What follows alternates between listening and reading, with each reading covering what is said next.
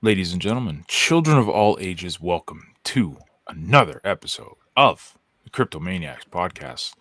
We're a little late if you're watching the live stream. That's because John go. If you're following me, were you following me on Leo Threads this morning, Task? Because I threaded something out. I think it was like 5 o'clock my time, so it might have been 7 o'clock your time or something. Um, I've been working since then, so I just got Good, home. good thing you had all that cocaine and you kept you going. Yeah. Our Fillmore by Flying J. You know. Anyways, how you doing, man? You having a good day? You ready? You ready to talk some cryptos? Yep, let's do it. We got some questions, and I haven't even looked at these. So I haven't looked at them either, so I don't know what's there. right, we'll dive into these. Um, so hopefully people weren't too crazy on them. We're hoping. Could be. Yeah, it Never could know. be. Never know. Here we go. Let's dive into your questions. Your questions, the greatest community out of any. Before we get into this, I had to laugh. I frequent the boomer social media site, which is Facebook. Apparently, that's what it's called. Did you know that? That's like we're I all didn't know, but yeah, it makes sense. Hey, Tokenized, glad you made it, buddy. high tokenized. Glad you're here. Um, by the way, did you see Dip Buckus died? Yes, I did. I Okay. did. That was No, I had never heard it called the Boomer platform, but it makes sense. Anyway, sorry. Go yeah. on. So You um, visited it. I frequent it. I visit it because I consider myself of that age demographic, kind of sort of. So I was poking around, and there's all of these people saying how much they're into Web3, how much they're into Web3, how much they're into, like, this is literally what a lot of people on my friends on Facebook are saying. And every time I read that, I kind of wanted to go, really? What's your What do you Hive do? account? Yeah, let me follow you on Hive. Oh, you don't have a Hive account. I thought you said you were Web3. Well, what do you do for Web3? Let me follow you there. Where are you? Yeah, where are you? Yeah, I'm going to do that. I'm actually, because this is actually streaming on Facebook. So if you think Facebook friends, I'm talking about you, I probably am. Yeah, If so you do, pay attention, pay dumbass. attention. Yes. Stop saying you're Web3 when you're anywho, I guess we should stop from the bottom because it is viewing as a threadcast. So let's get down to the bottom. Look at that, tokenized is here to start us off, and we are onboarding a lot of new people, which is great. But now, how do we help getting them to stay? And he will do that. I'm going to log in. What do you think? Engagement. I mean, you got to engage. This is my main problem with all the campaigns to try to attract people, and it's wonderful. The problem is if you have dead sites, if you have no activity, people will not return. It's really that simple. And if I mean, we've seen it for years on long form. People write a post, they get no votes, they get no comments, they get no engagement. They ask a question in a comment section, the author doesn't even reply, and so they leave. And so if we have threads, which is about the best engagement tool we have, and it's dead for long stretches of the day, what do you think is going to happen if somebody comes in during those periods? They're going to leave if there's no activity. And this is why I've been saying since threads came out, we have to fill it up. We have to put up numbers so that way it's an active site. And when people see that and they see engagement, they see activity, and they see people posting memes and they see people commenting on other people's threads, and you get conversations and you get back and forth and you get joking, they say, hey, this is a pretty cool place. If they look at it and the last thread was 45 minutes ago and the thread before that was an hour and a half ago, they're going to leave. Or if they put up a thread and say, "Hi, I'm Django and I'm new here. I'm from Canada," and you get crickets, well, what are you going to do? You're going to leave. So, onboarding is great, but keeping them is important. And what keeps them? Engagement. But you got people who do 10 threads a day and say, I accomplished something. Give me a Mm. fucking break. You did 50 tweets. Well, we got to be products of your product, right? I mean, that's especially if we want to. But what you said is so true. If someone is sitting there going, well, I'm really new here, I'm excited, and a couple of threads I put out, and then I don't get any engagement for 45 minutes, and look, I refresh, and there's no new threads for an hour. I mean, that is attrition, though. Like, I mean, people got the attention span of goldfish when it comes to this type of stuff. So, and there's a few questions here, with the rebrand and October 9th and all this stuff that I think will help with that. But you have to be a product of your product, man. I mean, this is what I've been telling people for decades now in online businesses. It's like, if you're going to tell someone, if you want someone to buy something off you, join you in something, you recommend something to them, they look at it, you have to actually use this stuff. You can't just say, oh, go click this because I get an affiliate bonus, or click this because all the cool kids are using it. No, you've got to actually use it. And if you're using it, you become the greatest, quote unquote, bunny ear quotes here, marketer out there, because you are an actual product of the product. I always thought one of the no-brainer ideas in the history of no-brainer ideas was in the MLM industry. There was a lot of health food and weight loss stuff. I always said the greatest salesperson in the world for any of those opportunities would be a big fat guy or a fat lady, and documenting their entire journey, being a product of the product. Then it's not, oh, I'm pitching you because, I'm trying to sell you something. No, I'm pitching you because this stuff works. Same with thread. I'm pitching you threads, but here I am. I'm actually using it. I'm actually using this stuff. I'm not just talking about it. What do I say? Promotion is one thing, but the best seller is success. What do we not have on Hive? Success. If you had success in any area, if we had 5,000 threads a day, 10,000 threads a day, 20,000 threads a day, whatever it is, if we had 100,000 threads a day, we'd have success. Even if it was, 100 of us doing it, we'd have a lot of success. And then you'd have, all of a sudden, it'd be like somebody takes that and throws it on Twitter and says, holy shit, look at what they're doing. Yeah. Crazy. It's like we'd rather tell these stories instead of just building up successes. Tokenize got some really good ones tonight. Thank you, Tokenize, for actually using this stuff. We appreciate you. Do you think Leo Finance? They'll be upvoted too. Yeah, try that on fucking Twitter. I know. I just got to the upvotes. I'm going to upvote as we scroll down. But do you think Leo Finance will be able to handle the massive amounts of data that will be transferred once Shorts goes live? Well, yeah, because if they're going to do it using 3Speak's technology, it's going on IPFS. So they're not even hosting it; it's going IPFS. That's how 3Speak handles their videos, from what I understand. So I would presume the Shorts operate the same way, unless they build their own storage server, which I don't know why you would want to do that, but I mean, it's.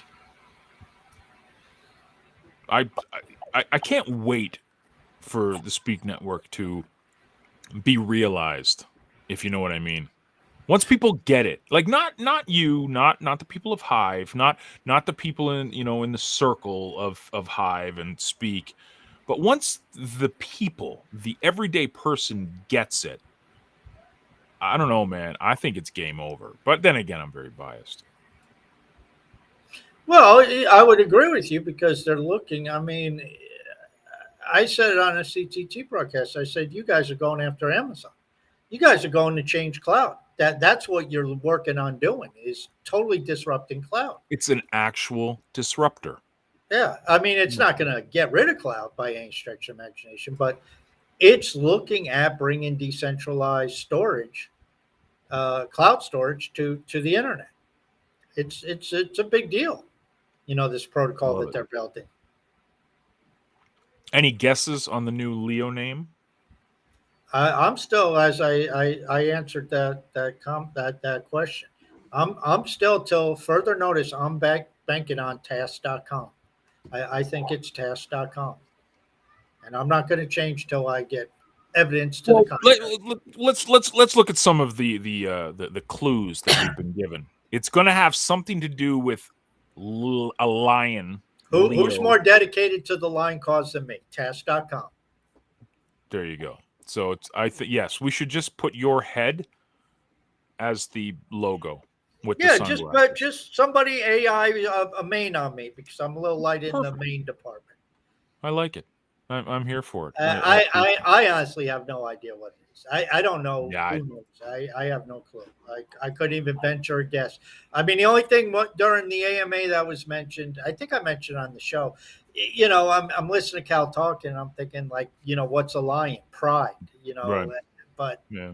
I Right. don't I don't Got to have be any. careful with that one now. Yeah, that conjures up different types of imagery depending on what part of the world you're in. So, and I don't think you're going to get pride.com. So, Yeah. True. uh, I don't know. Well, we'll know in what, 72 hours, 96 Yeah, hours, what, 4 days from now, right? 4 days. So Yeah. 96 hours we'll know. Wow. Exciting. Yeah, I saw Cal on Threads this morning and on Twitter talking about it. So that will be cool once it gets going. So stay tuned, folks. That's coming shortly. But this is some fun news here from Tokenized. So, John, someone is trying to impersonate you on Discord. That means you are a big shot now. How does it feel? I'm famous on the internet. You've definitely made it in life, Task, when there's bots on Discord trying to impersonate you. So I had a whole bunch of people send me notes like, "This isn't you, is it?" So I guess I'll put it out there. I'm not ever going to send you a friend request on Discord. I'm pretty sure I've never sent anyone a friend request on Discord. Do you even have friend requests on Discord? I didn't know that. So, no, it's not me. Yes, it's some bot.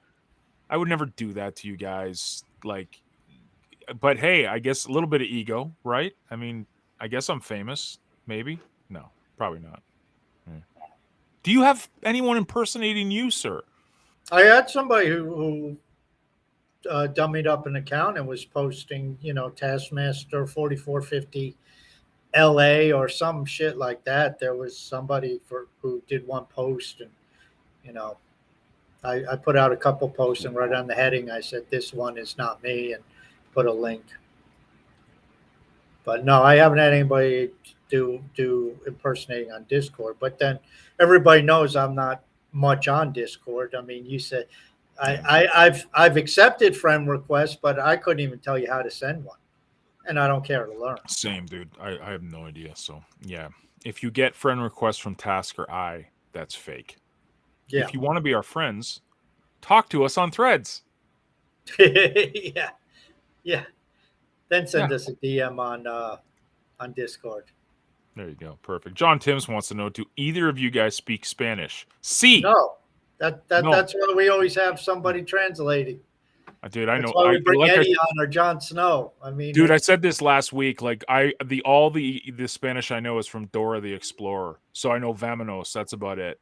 Swipe or no swipe. That's English. who Yeah, I was it? don't know. Who was it who said underlay, underlay? That's Uh, Speedy Gonzalez, man. Speedy Gonzalez. Okay, Yeah, but that's not like that's is that Spanish? Like underlay? sure.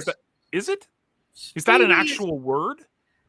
What the hell do I know? Not in Someone English. It's like not. So arriba, like that's not a word. how do you know?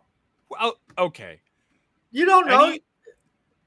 Anyone in the amazing Spanish community on Hive, please let us know.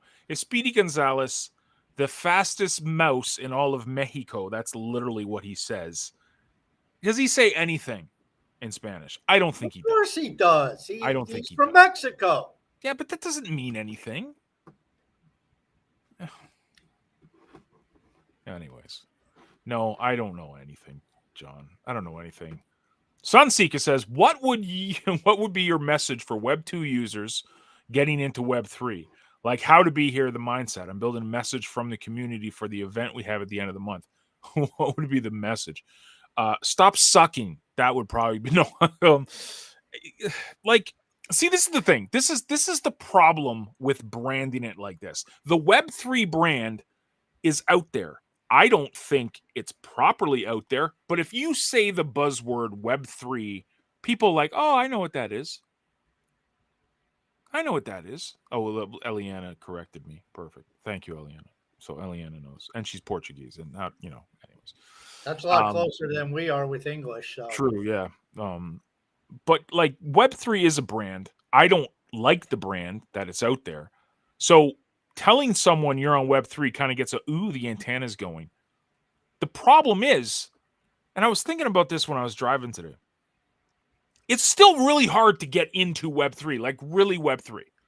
Like, sure, you could join these centralized things and this, that, and the third, but to get a Hive account is still kind of difficult for the average person. Well, you have to understand keys. But then again, to use the internet in the early days, well, even today, you need to learn how to use a web browser. Yeah. Imagine that. Yeah. It's to the point where trying to placate everybody is impossible. And trying to appeal to the masses of Web3, John is right. That's like saying, hey, we got new technology. It means nothing. Saying Hive means nothing. It's a waste of time. Why? Because we've had years talking about this shit and getting nowhere. Yep. What will people join? Something that interests them.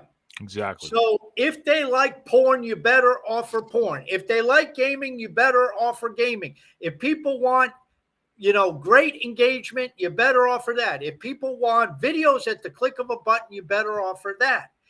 That's where it's at. And if you say Web3, what the fuck are you talking about? What section? Are you talking about finance and DeFi? Are you talking about the incredible opportunities of tokenization and tokenizing your communities? Are you talking about gaming and play to earn and owning your assets? Are you talking about trading? What are you talking about? Because it's all under this Web3 umbrella.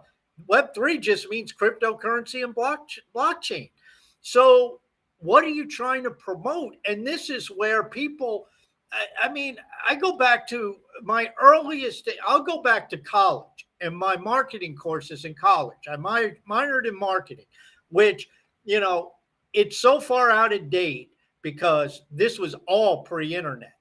But one of the things that, was drilled into us in the first day, the first page of every single one of these marketing courses was the same thing. You better identify your target market. And then when I got into sales, one of my first sales managers says, if everybody's a prospect, nobody's a prospect. You better hone your message and figure out who you are trying to appeal to. Have a vision of it. So if you're trying to sell something to housewives, you better have a picture of a housewife and your product that housewives use. If you're trying to sell it to a businesswoman, you better have a picture of her in your mind and what benefits you bring to the businesswoman. And they are going to have two totally different needs, totally different set of experiences, and totally different desires. And so when you're talking about Web3, what are you trying to appeal to? What are you trying to bring them in? Are you going to tell them that there are opportunities that are existing, that this is going to be the next generation of the internet? When you start talking about the next industrial revolution, this is going to be a part of it. If you're starting to talk about how you have the capability to financially benefit, we're watching the merging of social media and finance. We are looking at inclusion in a financial system. All these are things that people might latch onto. They're going to latch onto them a lot more than Web3. Here's a simple thing. Do you know all of your communications, other than your face-to-face, is permission? You cannot do shit and communicate with anybody outside of face-to-face without permission.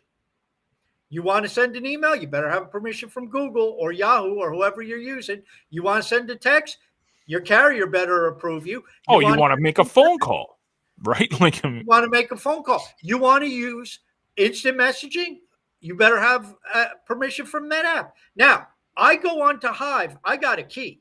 I go on to Hive. I go on to Leo Threads. I enter my key. I put in a message and I tag Django. There is no permission required. Django can read that message from 8 or 10 applications and respond to it. And guess what he needs only to answer? Only access to his key.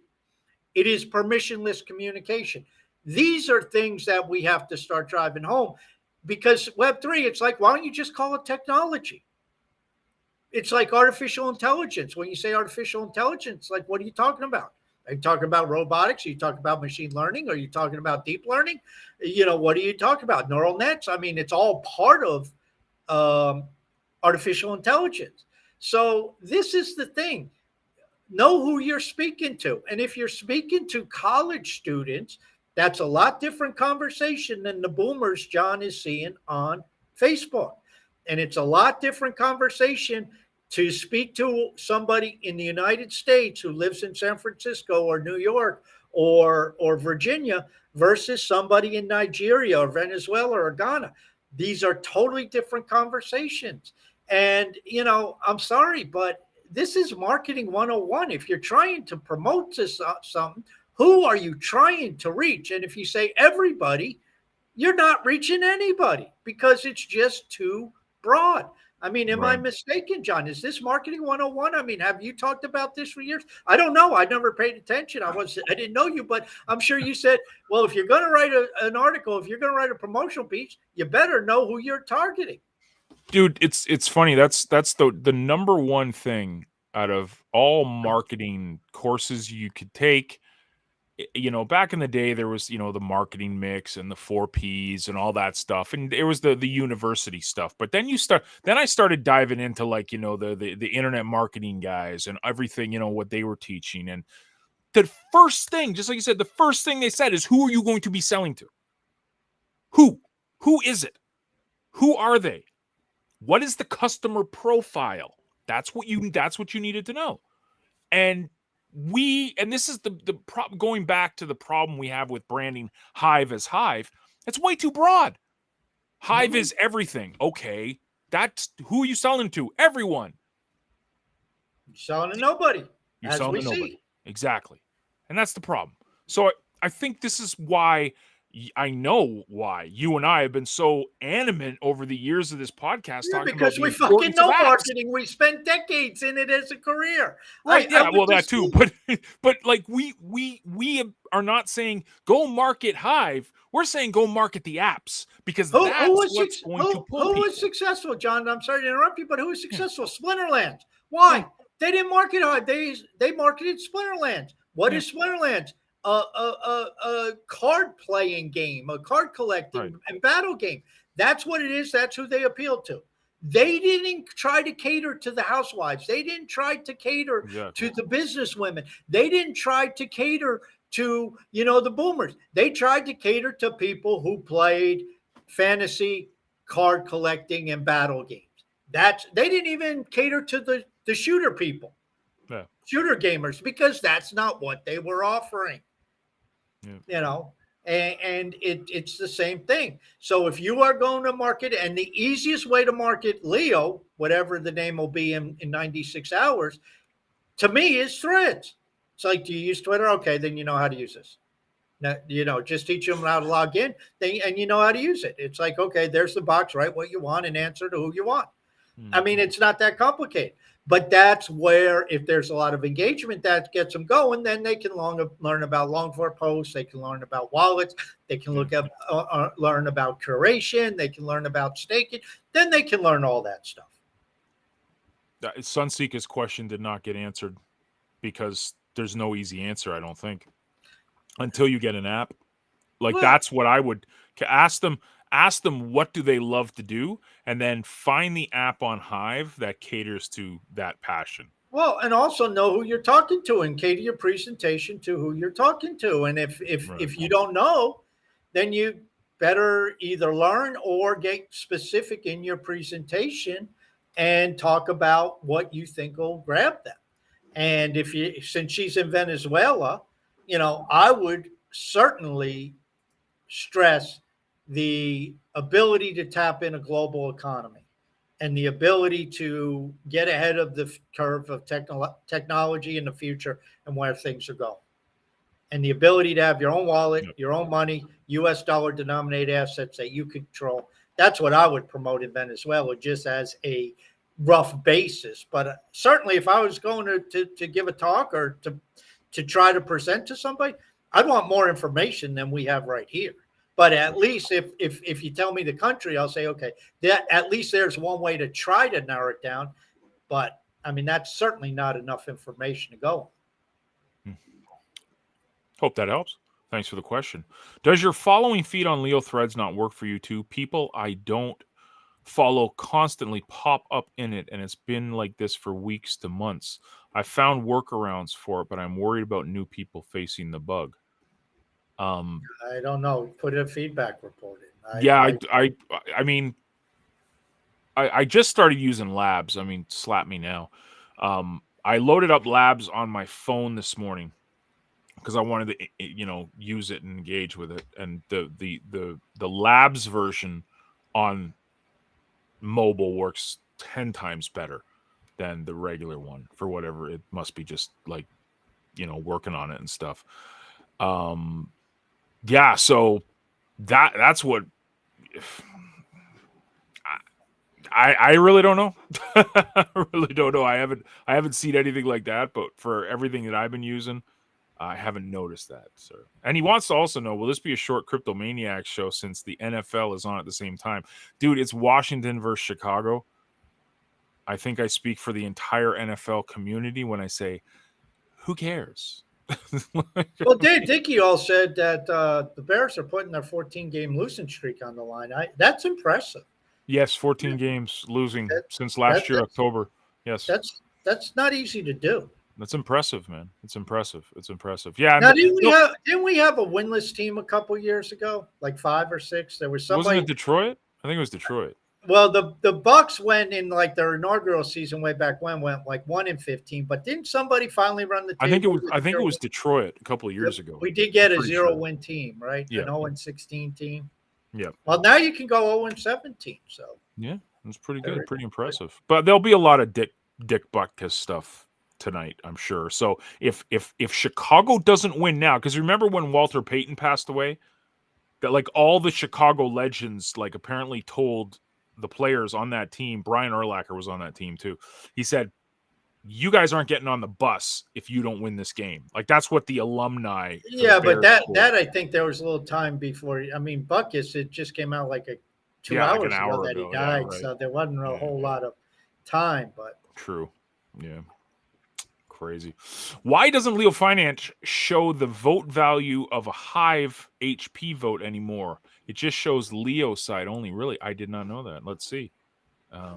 I did upvote you, but let me double check here. Where am I? Here we are. How come it's not showing? No, it's not showing. WTF? We'll go to one that has some vote value. Yeah.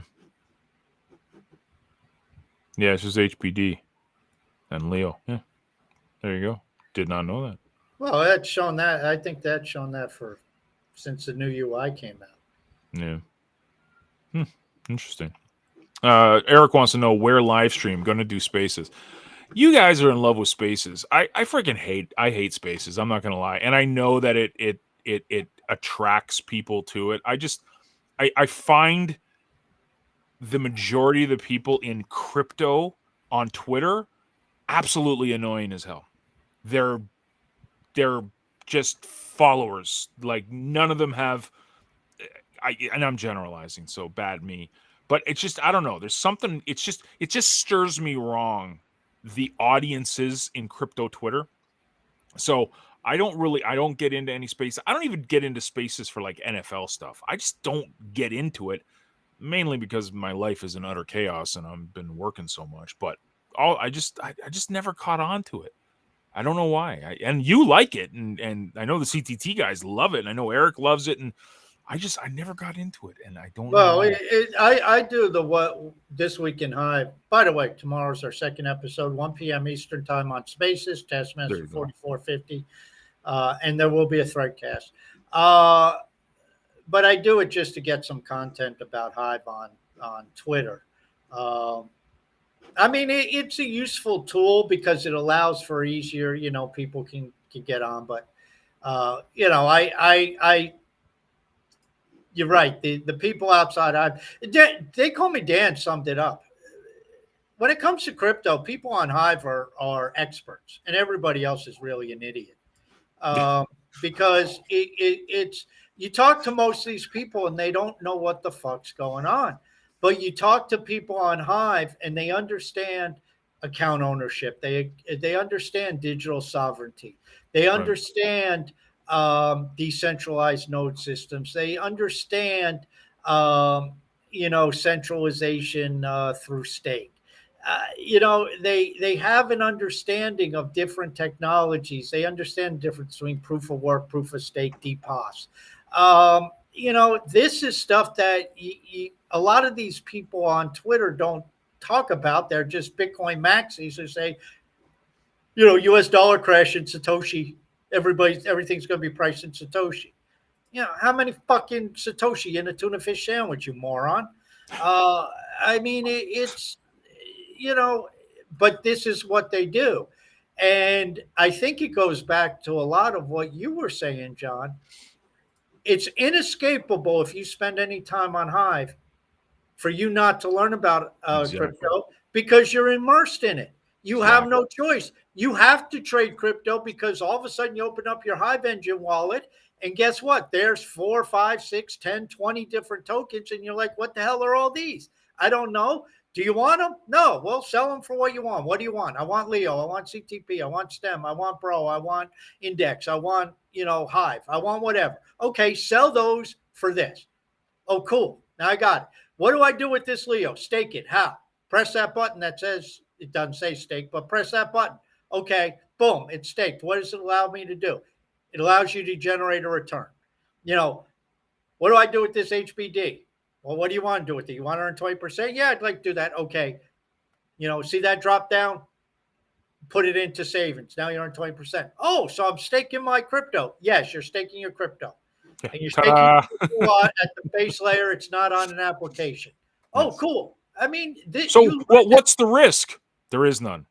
There's got to be a risk. the blockchain stops running. Yeah, if the That's your only blockchain risk. stops running, there you go. There's your only risk. Oh boy, that's awesome. Free compliments. These are two questions. Definitely some fun here. How would you, because we were talking about it, how would you describe Hive to an elderly person who just learned the basics of how to use the internet? And the follow up is, how would you describe the internet to a Hive person who just learned the basics of how to use the elderly? You see what he did there? Yeah. That's clever. Yeah, I would direct Bolt to Pornhub and say, okay, get your feet wet there, among other Exactly. things, and then we'll talk. Yeah. Go to TikTok and watch the twerking. How do you learn about any new technology, or how do you learn about any technology? Porn.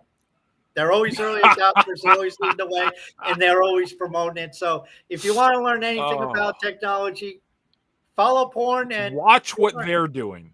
Yeah. Whatever they're doing technology-wise is probably going to show up. Think about a couple of years ago. What was the big talking point? I mean, it was hype bullshit with a lot of the metaverse stuff. But what was porn big on? VR. It was all about, the talk was VR porn. I mean, the technology obviously wasn't there, but who was right at the cutting edge? The porn industry. Yeah. Crazy.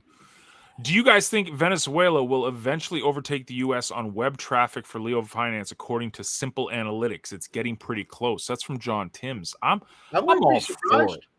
I wouldn't be surprised. Nigeria is already ahead of us. Yeah. Go Venezuela. Go Nigeria. Go crush America, please.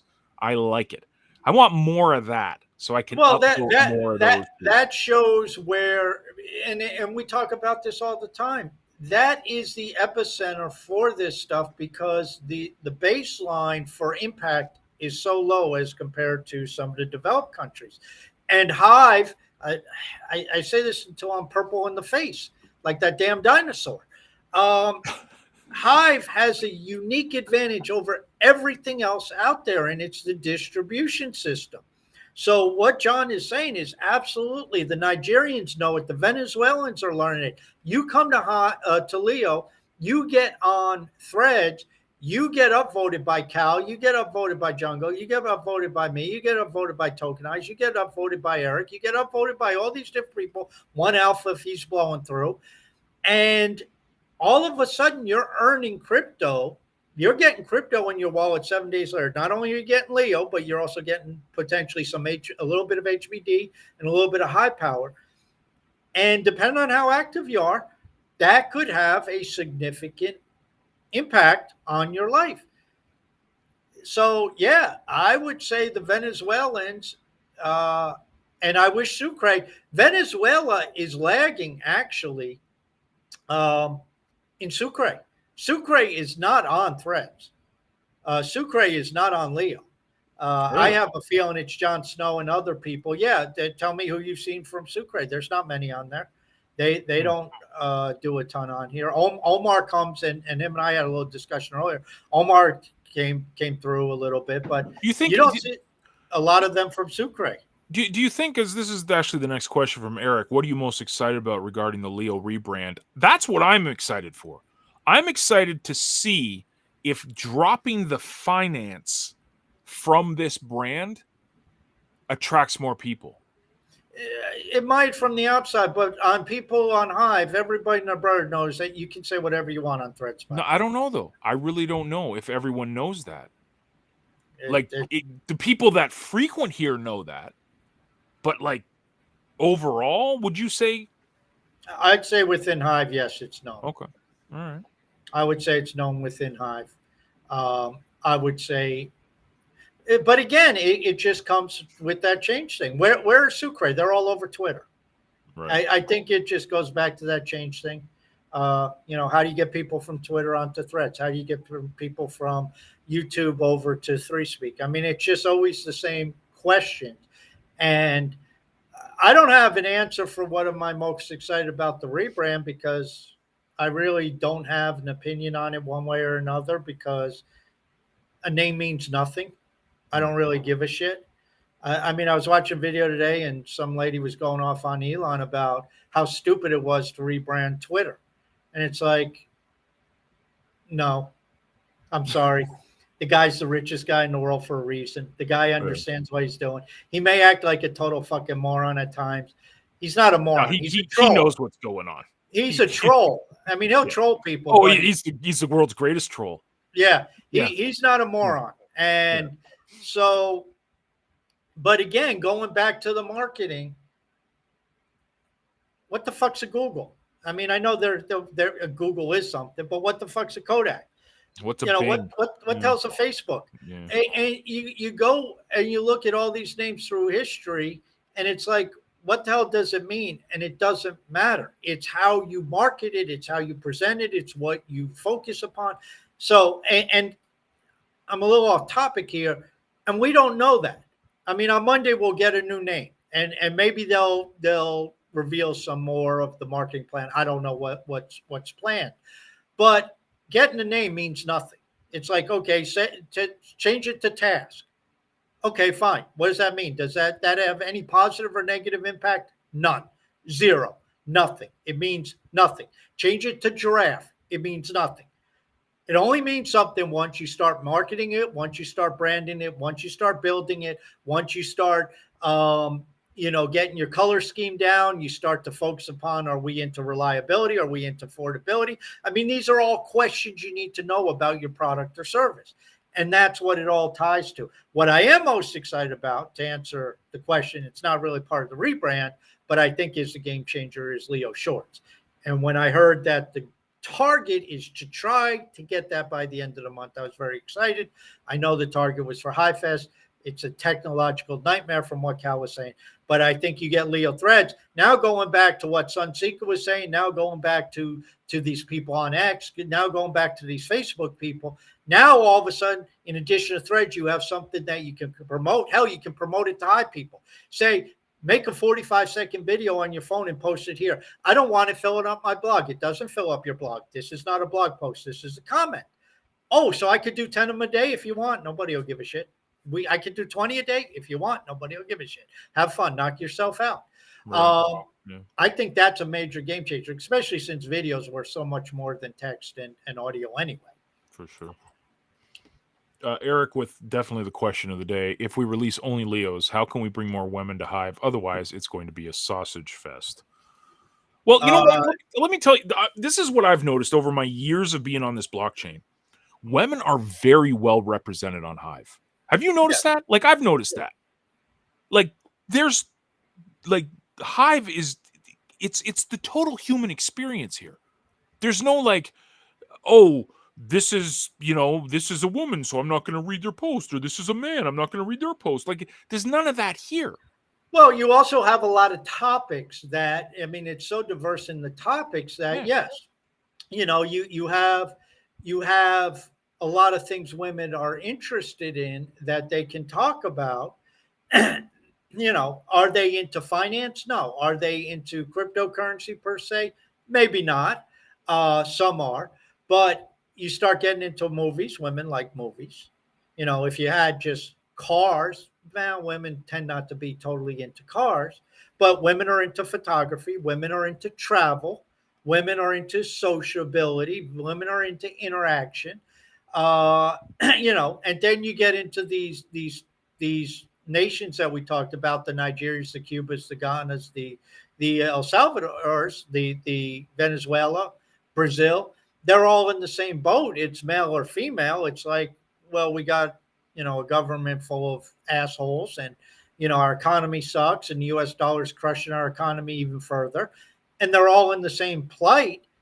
Well, guess what? Hive offers them a lifeline. So I would say, in general, you're right. The Hive does well in that regard. Only Leos is going to be tough because for the most part, porn, the women are in the porn, but porn caters to a male audience. So yes, it probably is going to be more sausage, but hey, the network effect does not look at genitalia. So if we get only Leos and it brings in 1 million horny guys, I mean, that's 1 million people on Leo. It's 1 million more people on Hive.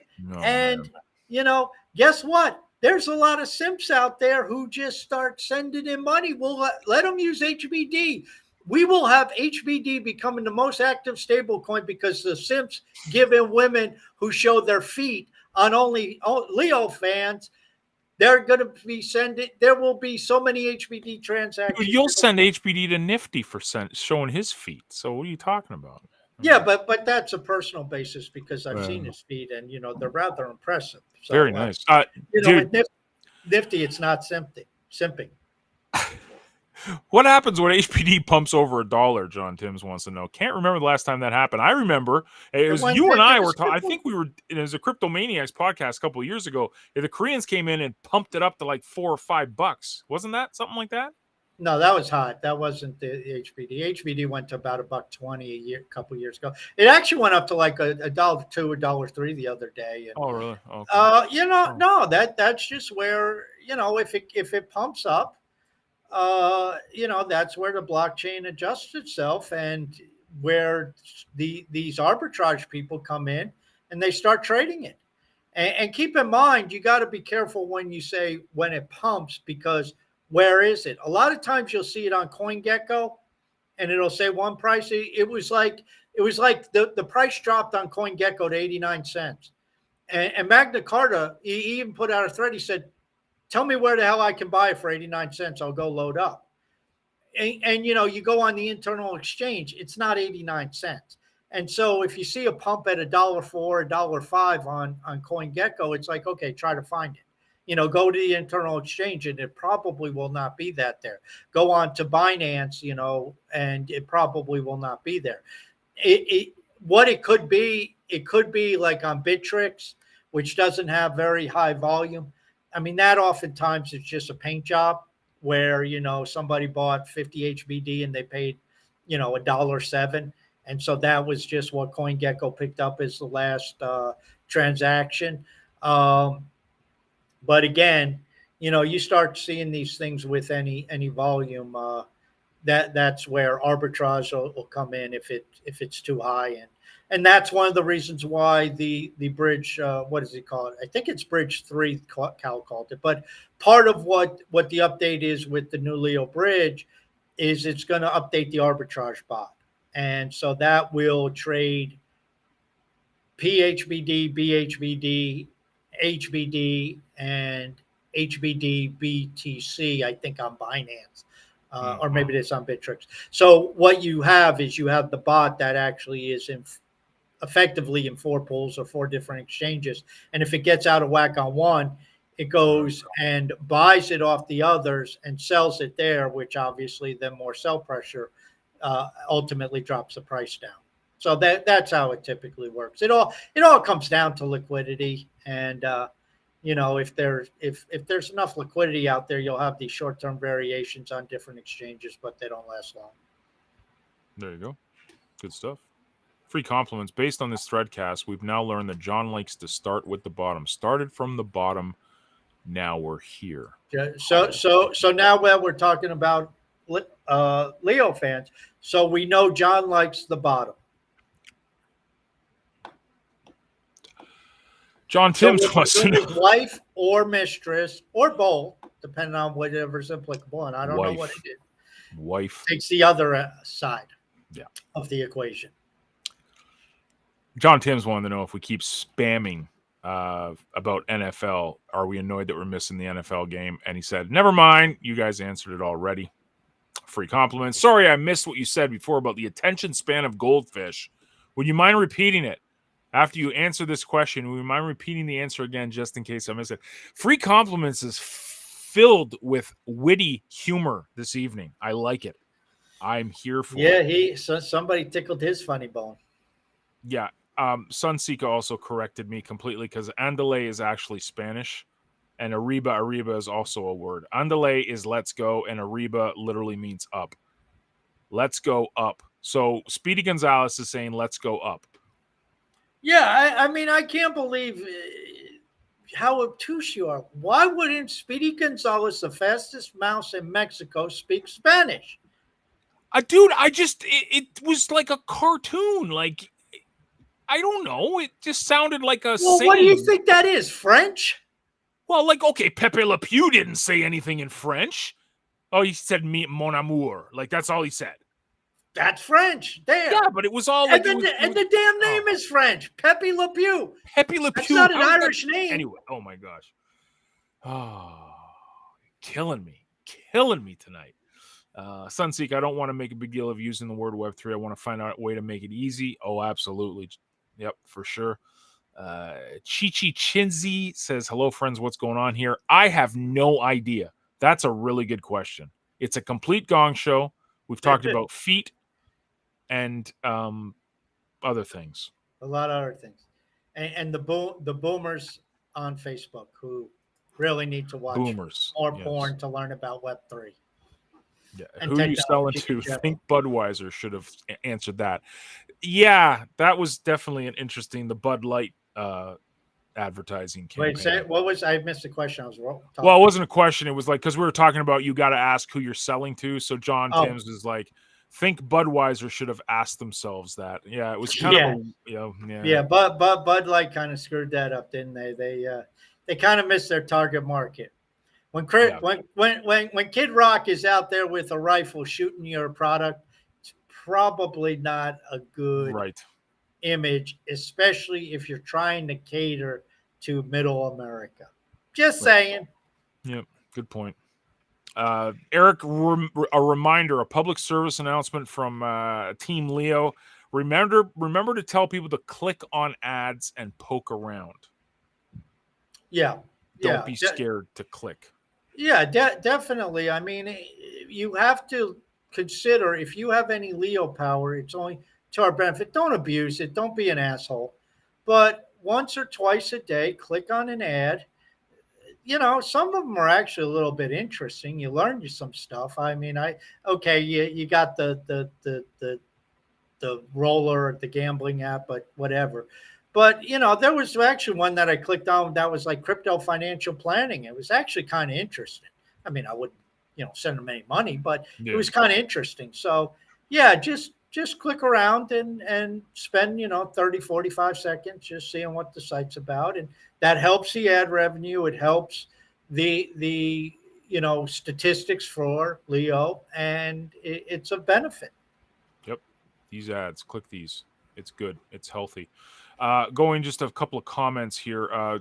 Eric said Spaces is not great, but that's where the people are. And I completely agree. It's like a necessary evil, because it's not the app itself. The app is fine. It's more of the audience. And I get that that's where the people are. And totally, that's 110,000%. We should be using Web 2 to bring people to Web 3. Absolutely. Completely agree. It's just the everyday crypto person reminds me of the boomer comments I read on Facebook. I'm into Web 3 now. Are you then? Really? Oh, I'm into NFTs and decentralization. And are you then? Are you really? Are you sure about that?